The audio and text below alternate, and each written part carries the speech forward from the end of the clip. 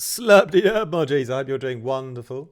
I have got a cool little tutorial tip video today about the importance of EQing for fullness. And this is this concept I just want to share with you guys because it's something that really helped me like loads in my mix downs and how I get my sound on my tracks. And the concept is EQing for fullness on a lot of sounds, not every sound, but certain sounds. So what I found through my production journey was that it's easy to find really great. It's easy to find really great quality kicks and snares, and I'm fairly okay with creating, decent sounding bass lines and leads in a synth that don't need so much EQing. Really, because they're already really full how they've just been designed, but you've got loads of samples in your track often which are lacking in their fullness. And when you're producing electronic music, and in my opinion when you're producing drum and bass, I think it's really important that you try to get a full sound. Even if it's a minimal track, you still want it to feel like it's really full. And one thing that will help you get that is when you make sure your individual sounds that you're using also sound full. So I've got here a bunch of sounds that we're going to EQ together, a bunch of random sounds that are these kind of sounds that usually can be made a lot nicer with a bit of EQ boosting. I never knew those trees. So what we've got is... I never knew those trees to get up and walk. I'm just going to use the Logic channel EQ. You can use the Fab filter or whatever. I never knew those trees to get up and walk away. This is a classic example. An old movie recording obviously is going to have not a great frequency spectrum. And if you can just find one spot where you can get a nice little boost in, and it doesn't have to be aggressive, but it gets the sound to become a little higher quality and more full, then that's great. And that's what the concept that I want to get across with this video is. Often, rather than actually subtracting from the sound, unless it really needs subtracting, if the sound's just kind of okay but it could be better quality, in my opinion, I like to just add in a great boost in a certain area that will achieve some extra fullness, and just one like subtle boost here, maybe two if I can find two kind of gaps. But let's go ahead together, and it's easy to see in the spectrum. I never knew those trees to get up and walk away if there wasn't a ship though, man. So I could boost probably somewhere around here, maybe that kind of all tails off there, the frequencies, or perhaps I could boost a little bit around here. So I'll just start sweeping around, and I'll see if I can get a bit of extra fullness in this one. I never knew those trees to get up and walk away if there wasn't a I never knew those trees to get up and walk away if there wasn't a ship though, man. I'll stick with there. The problem with this particular sample is it's quickly gonna sort of becoming muddy already. There's obviously this rumble here. Just for the purpose of this tutorial, I'll take that out as well. I never knew those trees to get up and walk away if there wasn't a ship though, man. You always want to take out the rumble. That's kind of a given. Unless it's the sub and the kick, then I like to leave all of the low end in. But when it comes to getting the fullness in these extra sounds, this spot is pretty nice. I never knew those trees to get up and walk away if there wasn't a ship though, man. Gives it a bit of extra treble, but the sound is really lo-fi and low quality anyway, so if I end up boosting more of the mids, it's gonna like distort even more than it already is. But here it's kind of like, there's a little bit of extra fullness. But let's move on to something more a little bit cleaner. So here's a nylon guitar. Okay, and again here, I mean, if we want to, we can quickly take out that rumble. And then we'll just add a fresh EQ, because I always like to keep things fresh. So here I can see I've got a whole range of frequencies, but there's a little bit sort of some divots, especially somewhere around this area here in the sort of the main treble. I think this is going to be a great place to boost. So let's just sweep across here.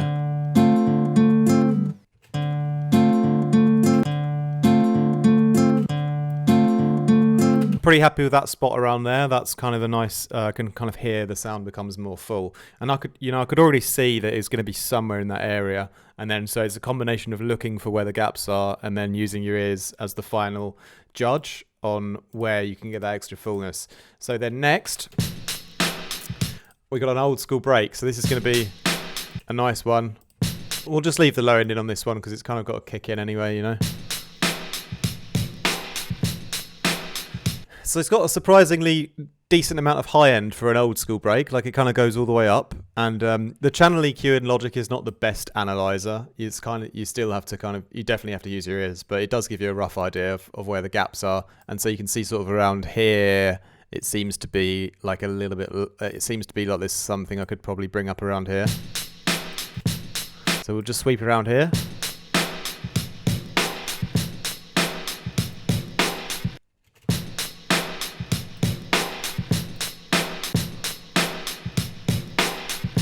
I really like that. 555, 555, 555. That's wonderful.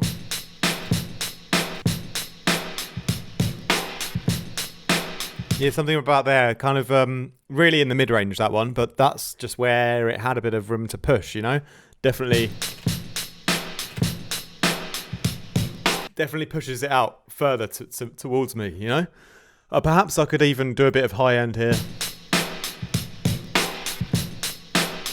Maybe a tiny bit, but that one in the middle, that's kind of my my golden ticket for that sound. So yeah, you can see all of these sounds so far. There's been some way that I can improve it with a nice little boost, you know. And you know, I'm going really, really smooth always, never overboard, never too high and loud, you know, either too like crazy.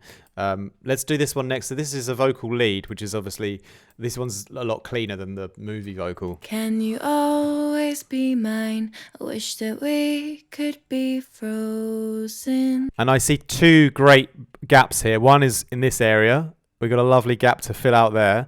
And then secondly, I can see a sort of gap here to fill out as well. Because it kind of, the fundamental's quite nice. And then it's got this sort of peak around 2K or so. But it has some little like troughs around here and here. And can you always be... Again, I want to remind you not to be religious about having to do this. The idea is that it's a way you can look for where you could perhaps get more fullness. All right, so I'm not going to be doing this all the time on everything. It's just, you know, you can look and then EQ it, boost it, and check. So always just do it as a sort of way to check, you know. Can you always be mine?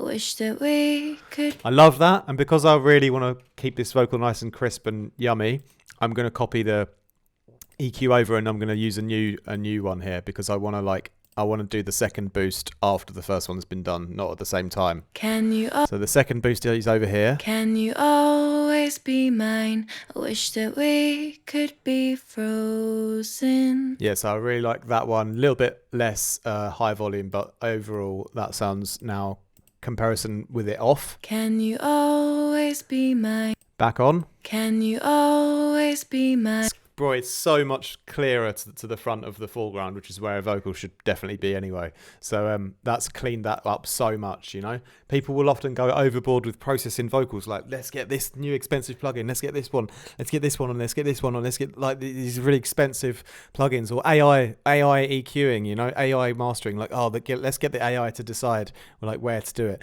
But you always want to rely on your ears at the end of the day, and you can use this technique to find that fullness yourself, and then be your own judge of making sure that it's the right move. And how simple is that? Just a couple of EQ boosts with a stock EQ plugin.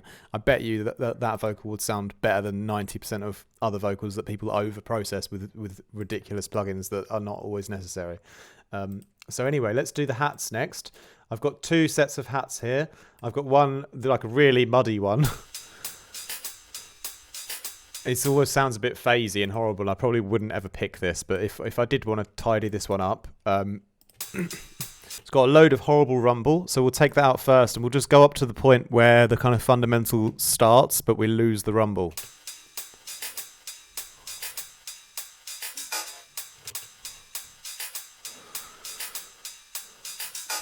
So I quite like that around there. And now we're gonna just go over it one more time with another one, and I'm gonna find a spot to actually boost again here to get some extra fullness. So I can kind of see we got quite a flat range of content, which is good. The high end looks quite nice, but perhaps here in this treble area around 2K or 3K, maybe there's a bit of room to push there.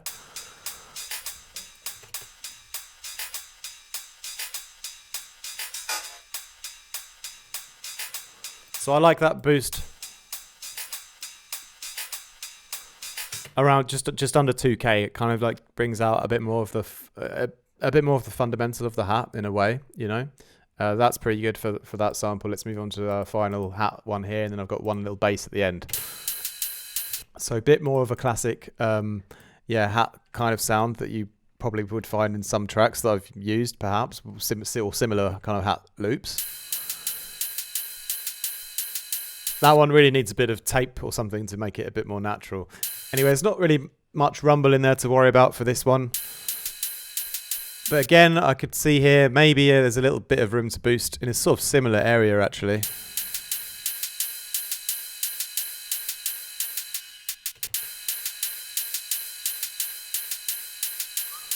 I kind of like around there.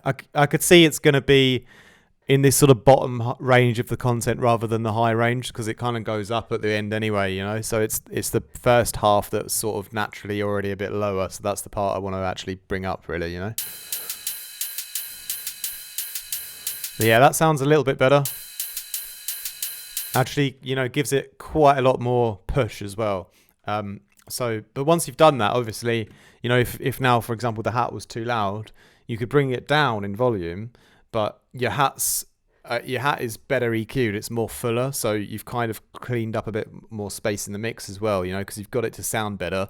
So by it sounding better and louder, you can now like turn it down again, but it's like operating on a better frequency level now, you know, and so there's no problem if you've got to always do your volume adjustments afterwards again. That's absolutely fine. The EQing the Reese is going to be our last thing then, just before I let you go. So lovely Reese, kind of, you can hear it's been low passed a lot, and we don't have to like bring up all the high end. But I could see here it's probably a nice, it does kind of fade off quite smoothly, but I reckon if we boost somewhere in the treble, we can get a bit of extra sort of joy out of this one.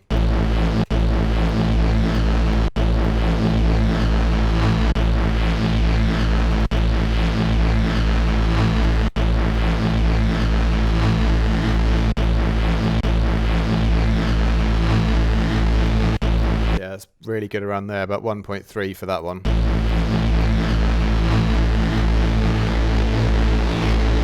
Perhaps bring up the highs a bit, but it definitely has a bit more character now.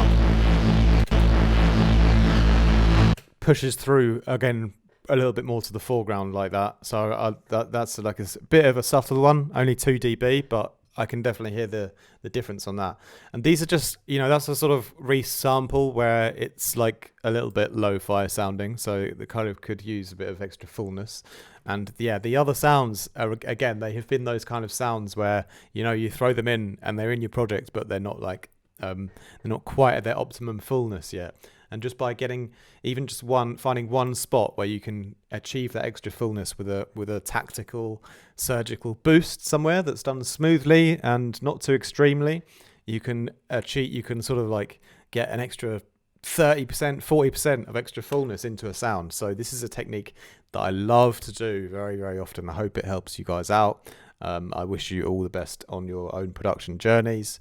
And I'm always available for mentorship and mastering. You can check out my website or hit me up via email for mastering on your own tracks. Anyway, thank you very much for watching my G's. Much love, take care, and I'll see you tomorrow.